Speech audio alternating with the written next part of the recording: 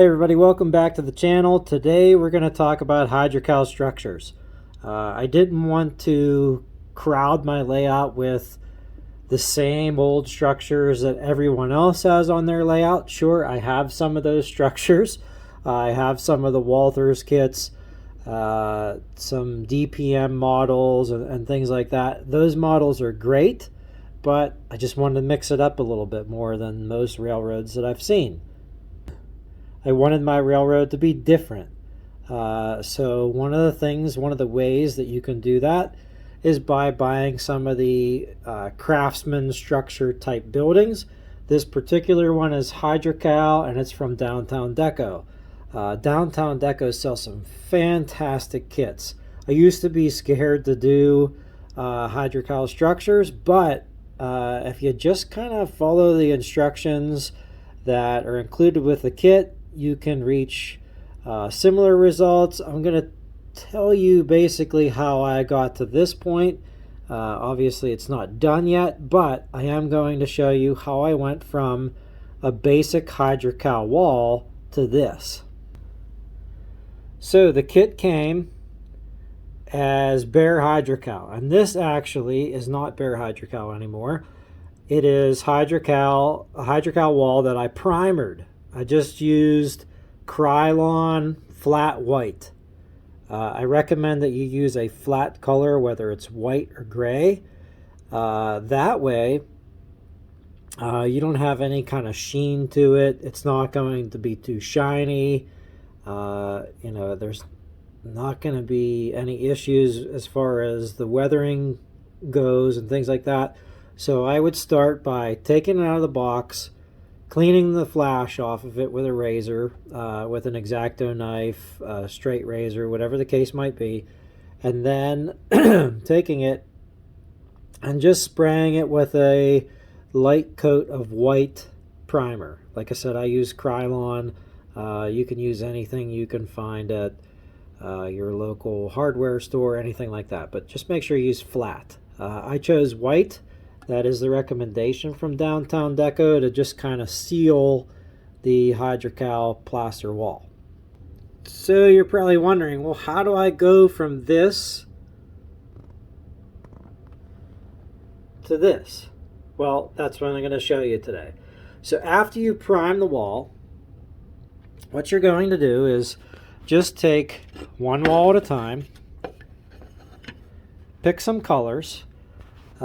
This one, it's hard to kind of see on camera right now just because of the lighting, what this particular wall looks like. But it's just a plain old Hydrocal wall that I've already primed.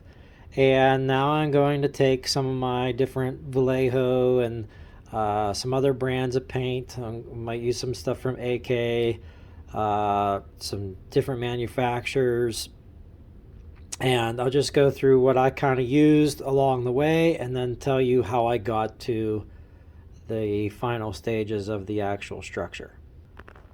Okay, so the first paint I'm going to start with here is Hull Red from Vallejo. I just put a little dab of it on my work area right here. This is going to help whenever I go to put scenery down, because everything on my plywood will be covered. It will no longer be plywood by the time I'm done doing some of these buildings. The other thing you need is a sponge. Don't go buy an artist painting sponge. These little pieces that I have are actually grout sponges that you can buy from Home Depot, Lowe's, anywhere that sells floor tile. These sponges are what a person would clean up grout with. They would clean the grout off the tile when doing a grouting job on floor tile. I just got them up into little squares, and you're basically going to use this as a dry brush. So I'm just going to dip it in my paint, and then I'm just going to bring it over here, and I just want to hit the top of the bricks. That's why I'm using this sponge. And I'll have to get it in a way that you can see it here in a second.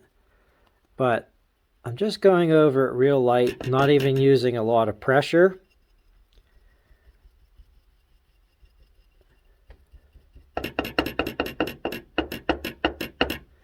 just basically going over it rather quickly and just very sporadic. Like I said, just hitting the top of those brick surfaces. I don't want to get down into the grout lines.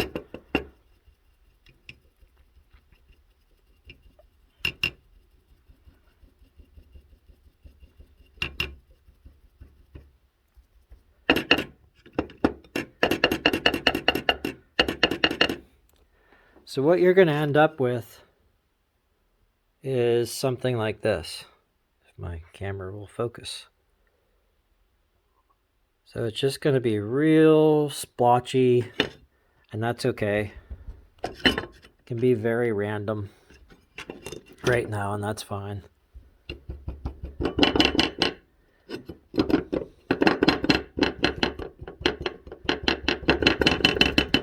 Some spots it might be heavy, and that's okay. So what I'll do is I'll go over the entire surface with this Hall Red. This is my darker color. I like to go from dark to light.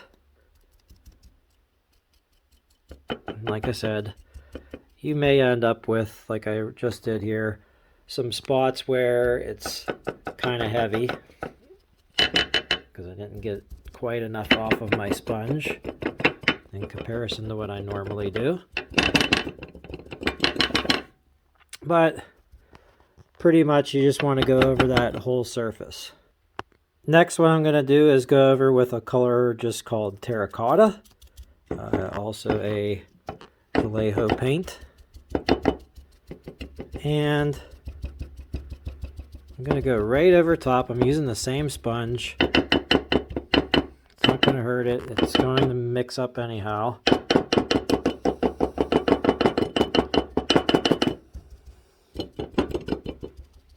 I'm just going to do the same thing. I'm going to go over. I'm going to try to cover most of the brick. Okay, so after I finish that terracotta color, this is what I have. I know it looks really splotchy right now, and that's okay. I also like to hit, like you can see up here by my thumb, there are some of these depressions in there. And that's what I really like about these Hydrocal kits, is you can get some of that really good detail where it's like bricks have started to crumble, or have been removed for some reason, whatever that may be, but they've really started to deteriorate. And what I like to do is take raw umber and a tiny brush and just make those areas dark. So then you'll have what we have here. And so I've gone ahead, I've used the raw umber color and even some black, and gone through and hit some of those depressions. Now, I know right now this wall looks terrible. It looks absolutely awful. And I've gone ahead and used a gray color that I'll tone down with some with an India ink wash in a little bit. But first, what we're going to do is bring out those grout lines. Okay, so now I have this wall here. I'm not using the one that we just painted because it's not dry, and I don't want to wipe everything all over the place. But I've mixed up, this is basically some gray, some black, mixed up. It's really watered down. And what I'll do is just come over here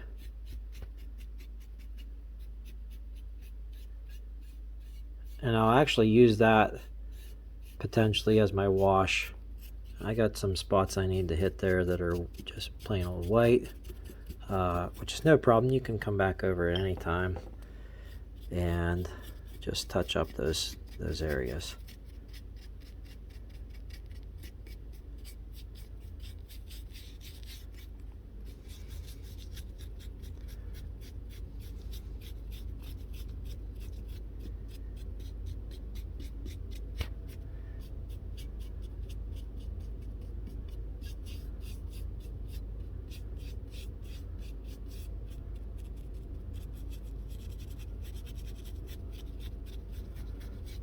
This will really help to tone down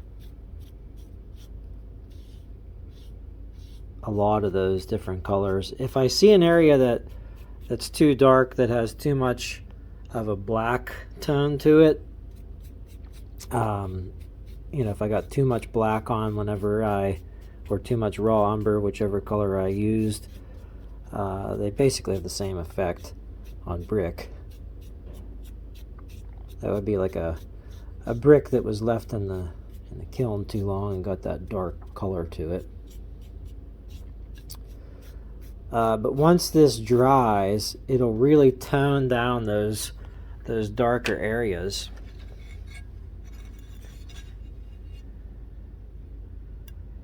And if not, like I said, I'll just go back over it with a sponge, maybe just a little tiny brush.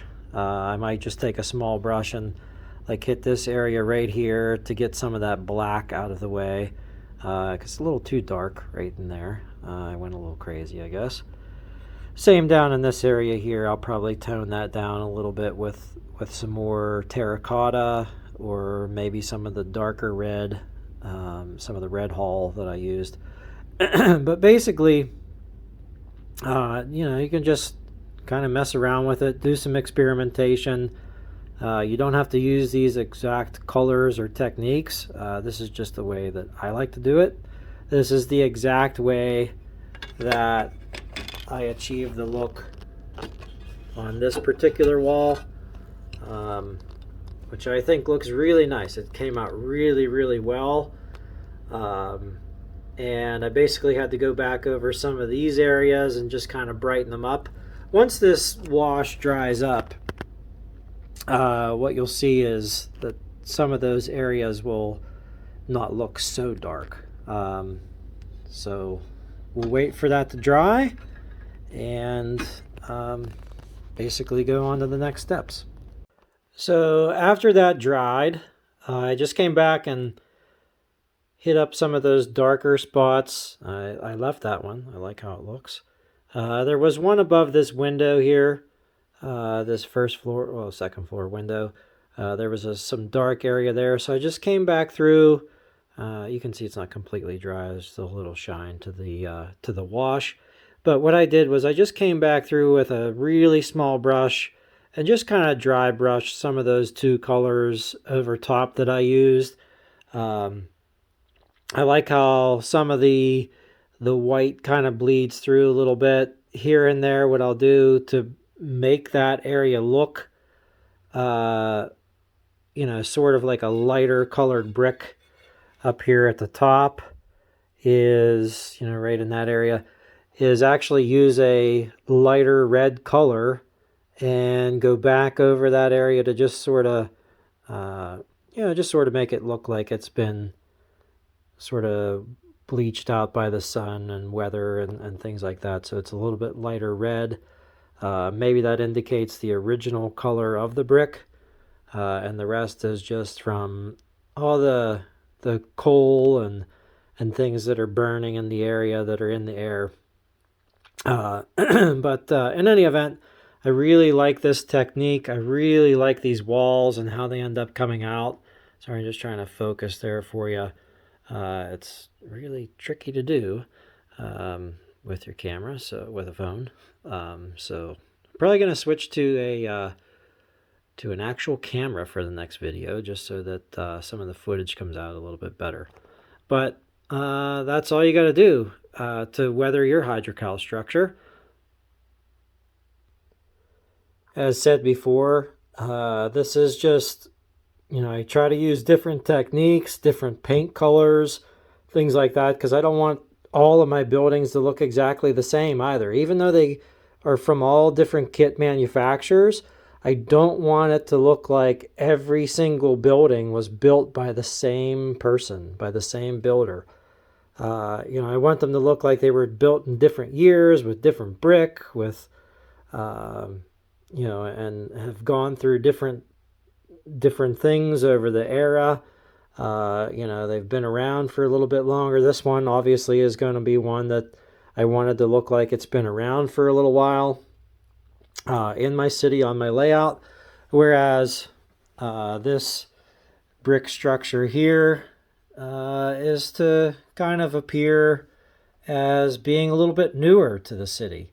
As you can see, I haven't finished putting the doors on yet, but I have one of my freight doors there. This kit here is from ITLA, which is another great manufacturer. And again, their brick looks a little bit different than what the brick from Downtown Deco looks like. So you want it to be different. You want some variation. Otherwise, it'll definitely look like the same person built it. In this case, it would look like I built every single structure here, and that's not what I want it to look like. I want it to look like these buildings were built over time. So that's it for today. Join us next week, or next time, hopefully next week, for another video. I haven't decided what I'm going to make the video on next week. If you have some suggestions, some things that you want to see done on the railroad, or things that you see that you're like, hey, how'd you do that? Just let me know in the comments below, and I will try to accommodate as best I can. I'll see you next week, and don't forget to subscribe. Thanks for watching.